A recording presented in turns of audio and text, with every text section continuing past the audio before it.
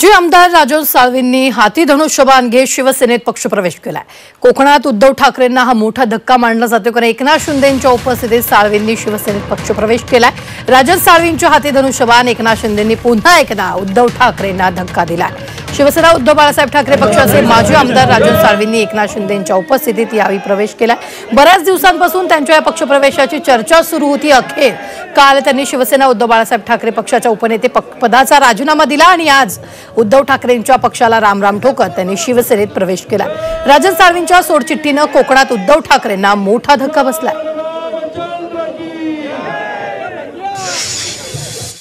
वाट चुकलेला भाऊ कुटुंबाच्या बाहेर गेला होता, परत भाईंनी कुटुंबामध्ये मला घेतलं, छोट्या भावासारखं प्रेम केलं आणि आज मी आपल्या सर्वांच्या उपस्थितीमध्ये भाई त्या ठिकाणी म्हणजे आपण म्हटलं जातं दुधामध्ये साखर पडली की दूध मधुर होतं, तसं ह्या राजापूर लांजा विधानसभा मतदारसंघामध्ये जिल्ह्यामध्ये आज आम्ही सर्व मंडळींनी पुन्हा याच्यामध्ये आल्यामुळे दूध मधुर झालेलं आहे। तर भविष्यातल्या कालखंडामध्ये ह्या जिल्ह्यामध्ये 100% शिवसेनाच होणार या ठिकाणी सांगू इच्छितो।